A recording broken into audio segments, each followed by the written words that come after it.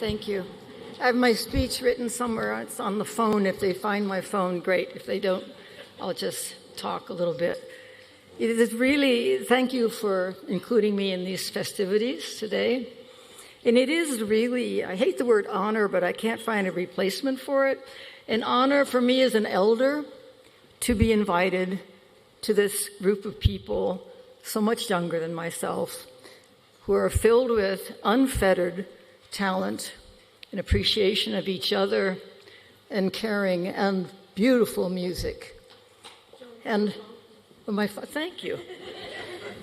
Thanks, Phoebe. Okay. Oh, yes.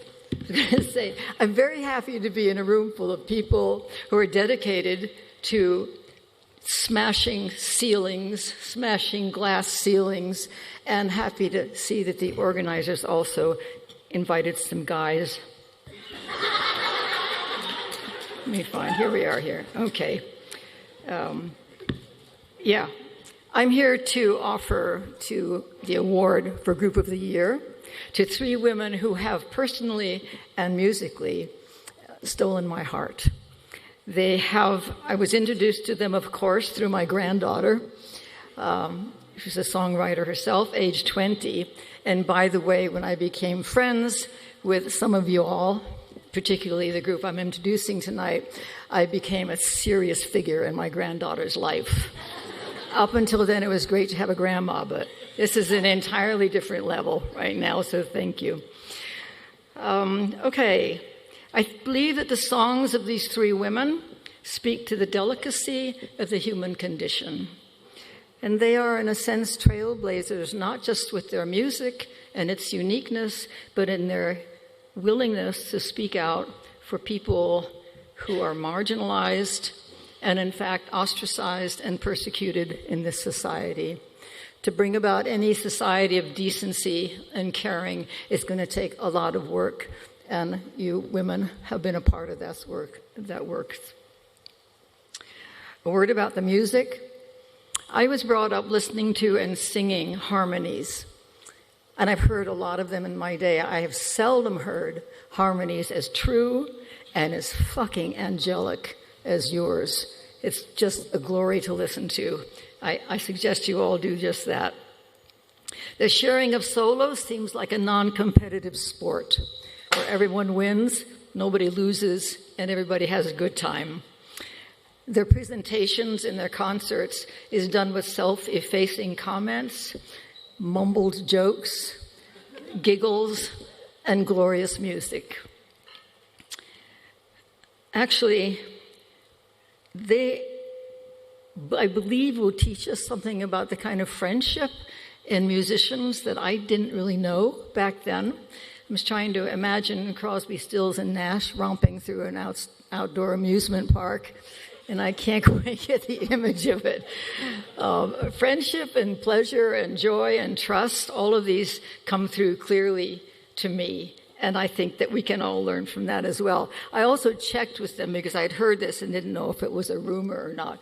But to really be friends takes work, as we all know. And yes, they verified that if they really need to seek help, they go to what they call thruples therapy. And I'd be happy to join you for quadruples therapy sometime. Actually, what I really want from you women would be Lucy's lips, Phoebe's wardrobe, and Julian's brain. Please, ladies, I'd like to present you with the award for this year. I don't know why I am the way I am, not strong enough to be your man. I try, I can't stop staring at the ceiling fan and spitting out about things that haven't happened. Damn, it is bright up here. I got this balled up sheet of paper. Sorry, I just got a little emotional. Joan Baez is telling us that we're that we mean something to her personally. I'm like, thank you, Joan, for introducing us. You're a living legend, and to hear you speak so highly of us is derailing my mind completely. So I'm like, we actually first met Joan at a charity event for Bread and Roses, an organization she works closely with, which is a really likely place to meet Joan at an event benefiting others and working towards fomenting a cause greater than herself. Joan has been an example to all three of us about what music can be and what it can do.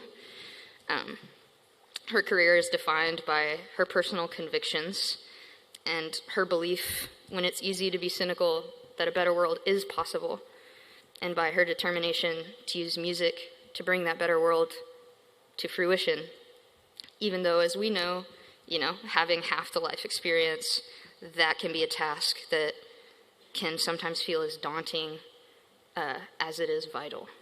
So, yeah, hearing you give us ups is incredible. Thank you. And, yeah.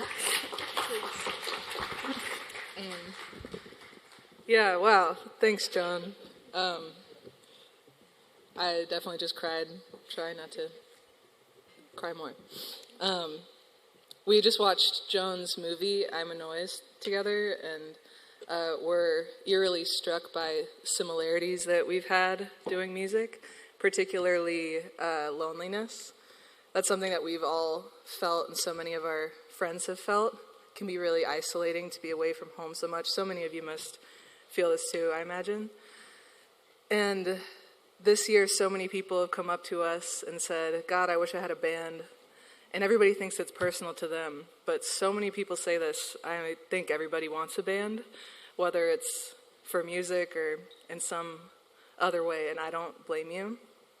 We have saved each other from a lot of loneliness this year, and I'm really grateful to both of you. I also want to acknowledge that everyone that has spoken today and everyone that you see on a stage has a couple people in mind that they're trying to impress, and just a couple people that they want to be proud of them. Whether they're speaking to that person or that person is dead or alive, there's only a handful of people whose opinions really matter to each person. And I think what is special to me about this is that the people whose opinions matter are us. And getting to make each other proud in real time this year has been amazing, and been really cool to do it in front of people. I just don't know how many people get lives like this. So thank you all for recognizing us.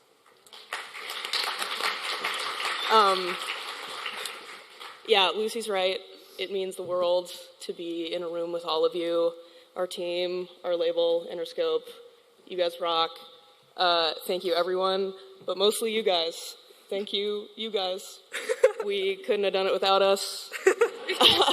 I love you so much. I love you too, brother. This rocks. Thank you so much.